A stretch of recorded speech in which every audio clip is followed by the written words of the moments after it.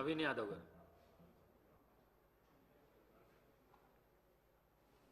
Speaker గారికి, deputy speaker గారికి, గౌరవ ముఖ్యమంత్రి గారికి, మంత్రులకు, గౌరవ మంత్రులకు, సభ్యులకు, అధికారులందరూ కూడా నమస్కారం.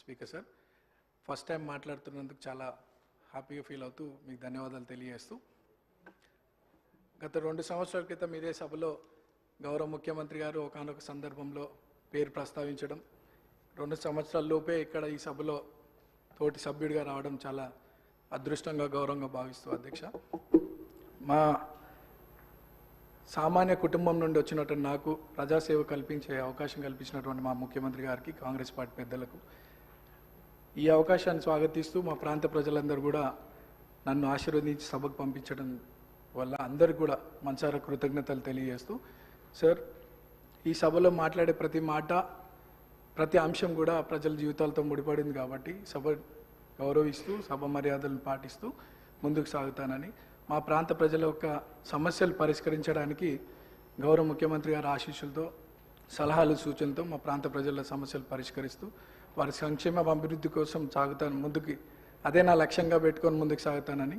అట్లానే మా ప్రాంతంలో కృష్ణానగర్ అనే ఒక ఏరియా ఉంది సార్, దాదాపు 30-40 సంవత్సరాల నుండి అక్కడ వర్షాకాలంలో చాలా వర్షం వల్ల చాలా ఇబ్బందులకు గురవుతున్నారు ప్రజలు. మా మంత్రులు అధికారుల దృష్టికి తీసుకెళ్ళినారు, అది పని కొద్దిగా ఆలస్యం అవుతుంది, తొందరగా పూర్తి చేయాలని ఒకటి సభ ద్వారా కోరుకుంటున్నాను. అట్లానే హైటెన్షన్ లైన్స్ మా ప్రాంతంలో ఉండడం వల్ల 10ల సంఖ్యలో ప్రజలు చనిపోయినటువంటి విషయం పూర్వంలో, అది కూడా అధికారుల దృష్టికి తీసుకెళ్ళినారు.